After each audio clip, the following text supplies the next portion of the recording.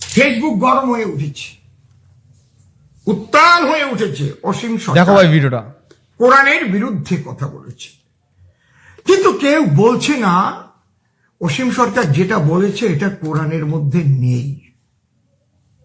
আমি অবাক হয়ে যাই, অসীম সরকারই বা কেন বলেছিল, কি কারণে বললো? অসীম সরকার তো শুধু কোরআন উল্লেখ করে বলেনি। অসীম সরকার বলেছে হিন্দু, মুসলিম, খ্রিস্টান, বৌদ্ধ যে কোনো ধর্মের ধর্মগ্রন্থে যদি এই জাতীয় মানবতা বিরোধী কথা লেখা থাকে, আমি সেই ধর্মগ্রন্থ ভরে প্রস্তাব করি, তাকে পুড়িয়ে দিতে পারি। হ্যাঁ, পুড়িয়েছেন আমার বাবা সাহেব আম্বেদকর মনুসংহিতা, হিন্দু ধর্মের মনুসংহিতা পুড়িয়েছেন তিনি। আমিও পড়াতে পারি এখন। যে সমস্ত ধর্মগ্রন্থের মধ্যে মানবতা বিরোধী কথা থাকবে, যে সমস্ত ধর্মগ্রন্থের মধ্যে মানুষে মানুষে বিষ ছড়াবার কথা থাকবে, মানুষকে ভালোবাসার কথা থাকবে না, প্রকৃতিকে ভালোবাসার কথা থাকবে না, সে কথা কোনো ধর্মকথা হতে পারে বলে মানি না। আমি কেন বলেছিলাম এখানে কোরআনকে টেনেছিলাম? কেন? দীপু দাসকে জ্যান্ত পুড়িয়ে মারা হলো এবং ওপার বাংলার মুসলমানরা বলছে ঠিক করা হয়েছে, কোরআনেই লেখা আছে এইভাবে আল্লাহর প্রতি কটূক্তি করলে, নবীজির প্রতি কটূক্তি করলে তাকে যেখানে পাবে সেখানে মেরে দাও। দেখুন বলছে কিনা, আপনি দেখুন। সেখানে আমি হত্যা করে ফেলবো। এটা কার বিধান?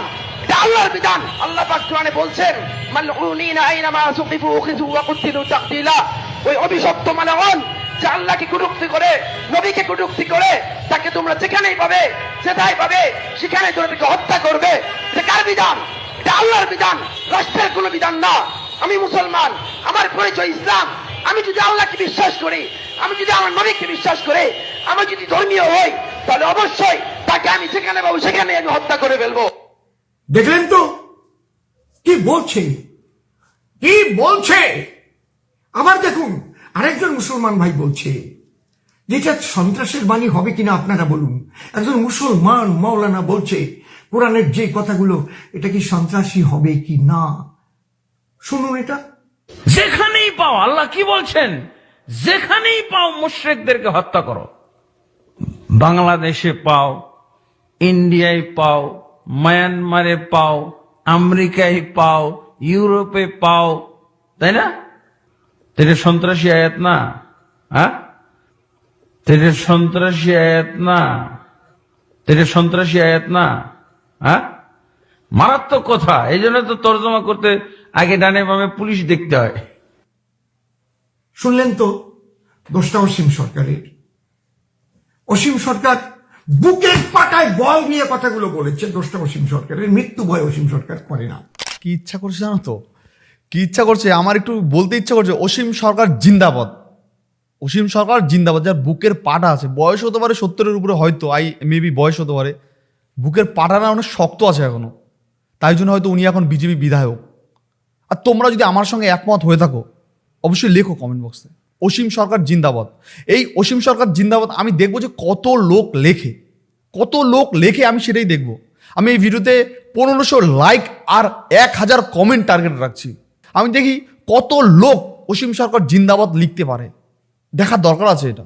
আমি দেখবো যে কত লোক যে আমাদের হিন্দু ধর্ম অবলম্বী আছে, আর আমাদের হিন্দু সনাতন ধর্ম যে একদম পৃথিবীর শ্রেষ্ঠ ধর্ম, এই পরিচয়টা দিয়ে যায় কমেন্ট বক্সে। আমি এটাই দেখবো।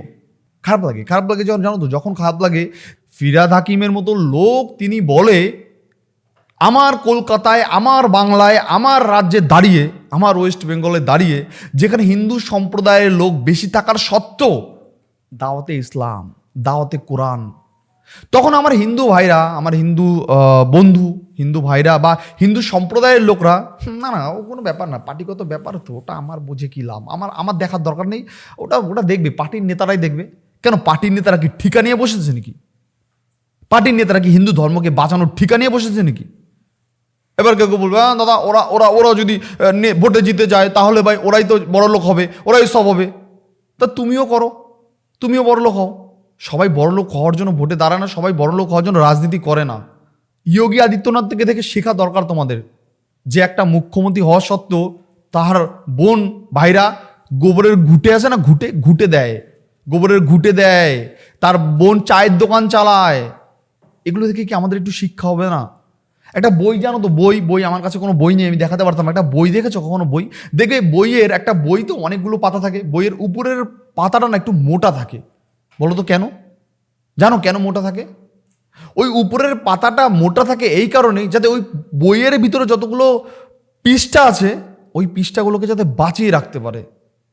ওই বইয়ের ভিতরে যতগুলো পেজ আছে, প্রত্যেকটা লেখা, প্রত্যেকটা পেজ, প্রত্যেকটা জিনিস জানি একদম ঠিকঠাক থাকে, যতগুলো নষ্ট না হয়ে যায়। দেখেছো বই খাতা তো দেখেছো, সবাই তো শিক্ষিত, আমি তো জানি, কখনো তো পড়াশোনা করেছো, বা আশেপাশে তো তোমার বই বা ডায়েরি কিছু থাকবে, দেখবে সবসময় সেই বই বা সেই ডায়েরির পাতাটা না, উপরের পাতা আর নিচের পাতাটা মোটা রাখা হয়। এই কারণেই মোটা রাখা হয়, যাতে কখনোই সেই বইয়ের ভিতরে পেজ বা পাতাগুলো, লেখাগুলো, অক্ষরগুলো বা ভিতরে যেসব দামি দামি জিনিস লেখা আছে বা প্রত্যেকটা পেজ নষ্ট না হয়ে যায়। ঠিক সেই রকমই আমাদের ধর্মটাও। এই অসীম সরকারের মতন লোকরা আমাদের সেই বইয়ের বা পেজের প্রথম পেজটা হিসাবে কাজ করে, যারা শুধুমাত্র আমাদের ধর্মকে রক্ষা করার জন্য ফ্রন্টে গিয়ে লড়ছে, যাতে আমরা তোমরা ভালো থাকি, যাতে আমাদের ধর্মকে কেউ কটূক্তি না করে, ধর্মকে কেউ অ্যাটাক না করে।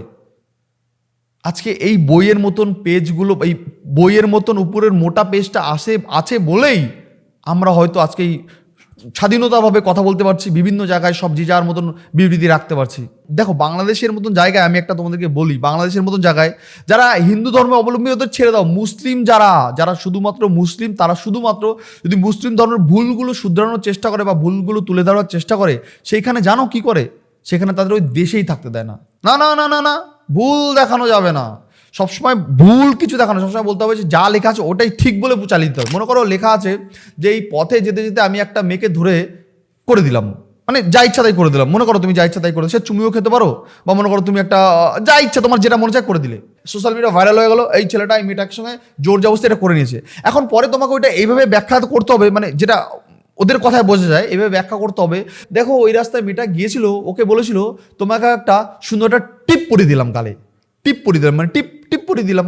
এটা বলবে যে করে দিলাম মানে কি? মনে করো তোমাকে এটা করে বড়লোক করে দিলাম, বা তুমি এটা এইভাবে বোঝাতে পারবে যে মেয়েটাকে আমি একদম কোটিপতি বানিয়ে দিচ্ছি, কোটিপতি করে দিলাম। মানে ভুল কথাটাকে লেখাই থাকবে ওখানে, কিন্তু তোমার ওই ভুল কথাটাকে মানুষের সঙ্গে ঠিক বলে প্রচার করতে হবে। কিন্তু এই ভুল কথাটাকে মানুষ যখনই সত্যটা তুলে ধরার চেষ্টা করে, তখন সে হয়ে যায় কাফের, তখন সে হয়ে যায় নাপাক, তখন সে হয়ে যায়, মানে তাদের কথায় তাকে হত্যা করো।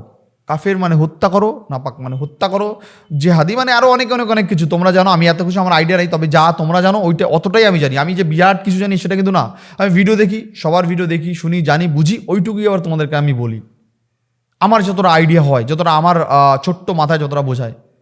তবে হাস্যকর বিষয়টা জানো তো, খারাপটা তখনই লাগে যখন এই অসীম ঘোষকে নিয়ে তারা কেস করেছে, অসীম ঘোষকে নিয়ে তারা কোর্টে গেছে, আদালতে গেছে, আরও অনেক অনেক কিছু হয়েছে। তবে আমার একটাই বক্তব্য, তাহলে এত কিছু যেন হয়েছে, সত্য মিথ্যা, দুধ কা দুধ পানি কা পানি প্রমাণ হয়ে যাক, একদিনকে বসানো হোক যে কোরআনের একদম যে ভালো সব থেকে জানে, যে একদম কোরআনকে একদম নিখুঁতভাবে জানে, আর একদিনকে অসীম সামনাসামনি বসানো হোক। অসীম কিছু নাই জানে, উনি তো মূর্খ, উনি তো বোকা, উনি একজন সাধারণ কবি মাত্র, কিছু জানে না তো। তাহলে বসানো হোক দুজনকে পাশাপাশি, বসানো হোক দুজনকে পাশাপাশি, তাহলে একদম আমরা দুধ কা দুধ পানি কা পানি প্রমাণ জায়গা, সেইটা কিন্তু অবশ্যই লাইভ টেলিকাস্ট হতে হবে, এমনভাবে লাইভ টেলিকাস্ট হতে হবে সেটা জানি লাইভ টেলিকাস্ট, তাহলে মানুষ, সাধারণ মানুষ, রাজ্যের হিন্দু মুসলিম উভয় প্রত্যেকটা সম্প্রদায়ের মানুষের জানা অধিকার আছে যে সত্যি কোনটা ঠিক কোনটা ভুল। আমার মনে এটা করলে মানে সব থেকে ভালো হবে, আমার মনে হয়। যেটা বাংলার মতন জায়গায় দাঁড়িয়ে যখন ফিরহাদ হাকিম বলে যে না না না না না না না না দাওয়াতে ইসলাম দিতে হবে, একটা সময় আসবে এই ওয়েস্ট বেঙ্গল বা এই কলকাতার সব মানুষ শুধু উর্দু ভাষায় কথা বলবে, নট বাংলা, নট হিন্দি, শুধু উর্দুতে কথা বলবে। তখন আমাদের এই বাংলা পক্ষর মতন কিছু নালায়ক আছে, তারা তখন আর ওইটা বিষয় নিয়ে কিছু বলে না। একটা কথা কি জানো, একটা কথা তখন আমি দেখি, ওই ফিরহাদ হাকিম যখন এইরকম একটা কথা বলে ফেলেছে, তখন আমি দেখি নাই যে আমার রাজ্যের হিন্দু ভাইরা এই নিয়ে কোনো বিচার, এই নিয়ে কোনো মিছিল বা ফিরহাদ হাকিমের এই চাই ওই চাই সেই চাই কারা করেছিল? ওই যে তোমরা যাদেরকে বলো নেতা, ওই নেতা আমাদের বইয়ের তো উপরে পেজটা, তারা তো সেসব বিষয়ে অ্যাটাক করবে না, তো তারা করেছিল। কিন্তু আমার মনে হয় যে ইসলাম ধর্মে বা মুসলিম ধর্মে আমরা দেখি যে সাধারণ মানুষ তাদের ধর্মকে নিয়ে কেউ যদি ঠিকঠাকে ভুল বলেও কোনো কটূক্তি করে ফেলে, মনে করো ওইটা ভুল লেখা আছে, সেটা যদি কেউ সত্যটা বলে ফেলে, তারপরও তারা তাদের ধর্মকে বাঁচানোর জন্য তারা একটা আন্দোলন করে বসে বা কেস খামারি অনেক কিছু করে, কিন্তু আমরা কি দেখেছি আমাদের হিন্দু ধর্মকে দিনের পর দিন অ্যাটাক করা মানুষগুলোকে কেউকে কোনো আন্দোলন করতে দেখিনি? কেন দেখিনি ভাই? আমরা কি সত্যি এত ঠুঙ্কু হয়ে গেছি?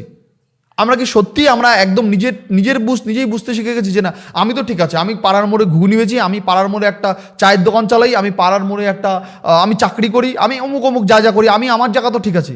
তুমি ঠিক আছো শুধু তোমার জন্য না, তুমি ঠিক আছো ওই তোমার হয়ে যারা ফ্রন্টে লড়ছে তাদের জন্যই আজকে তুমি ঠিক আছো। তাই আমার মনে হয় তোমাদেরও তাদের পাশে দাঁড়ানো দরকার।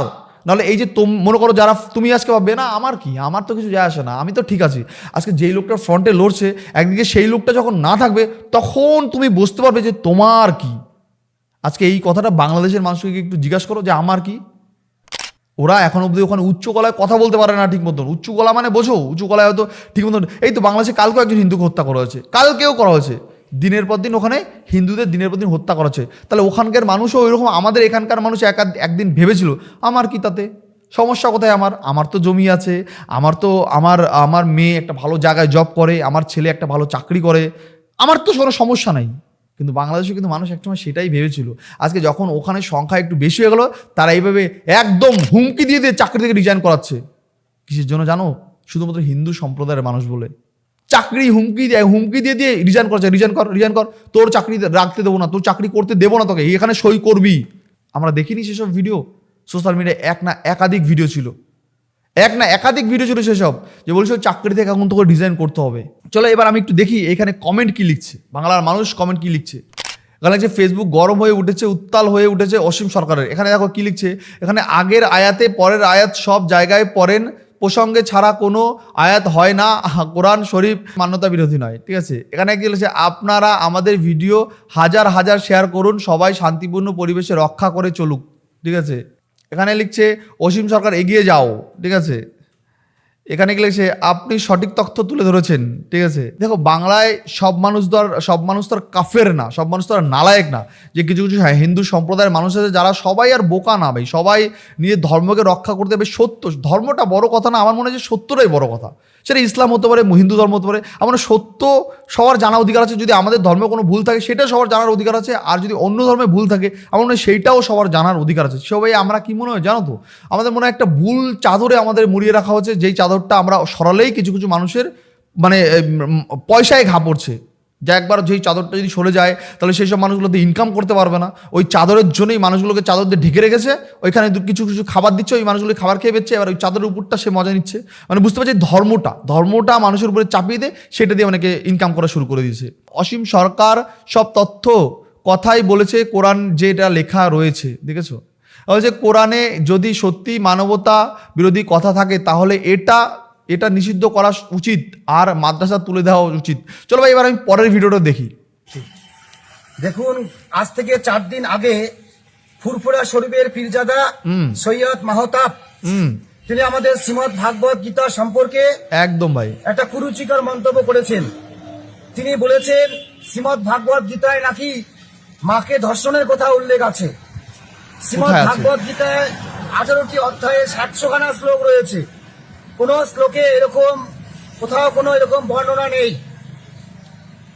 ফুরফুরা শরীফের এই যে পীরজাদা সৈয়দ মাহতাব এই ধরনের কথা বলে হিন্দু ধর্মকে চরম আঘাত করেছে এবং ভগবান শ্রীকৃষ্ণের মুখনিসৃত বাণী যেখানে রয়েছে শ্রীমদ ভাগবত গীতা, তাকে কলঙ্কিত করবার জন্য তাকে অবমাননা করেছেন।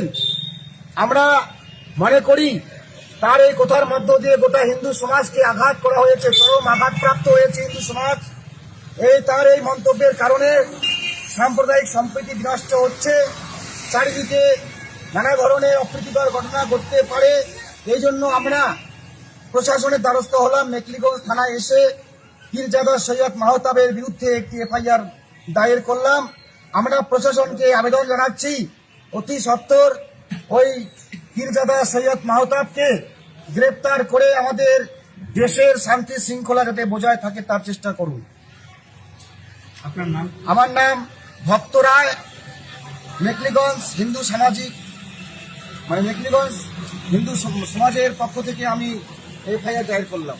এই যে তোমরা যে ভিডিওটা দেখলে, এই প্রিয় লোক ফুরফুরা শরীফের পীরজাদা উনি একজন আছে যতটা মনে হয় আমার, হুজুর, যেটাকে বলা হয় হুজুর, হেই হুজুর কটূক্তি করেছে কি, গীতায় নাকি লেখা আছে ছেলে মাকে dash dash dash dash dash. এরা কত বড় নালায়াক, কত বড় মিথ্যুক এরা। এদেরই বলা যায় অন্ধভক্ত। মানে এদের অসীম সরকারটা সত্যিটা তুলে ধরেছে, এখন এদের তো ঝাল লেগেছে গেছে ভাই, না ঝাল তো লেগেছে, এবার ঝালটা তো মেটা হবে, তার মানে আমাদের এখন একটা কটূক্তি করতে হবে, নাই তো ওটা একটা কটূক্তি করতে হবে।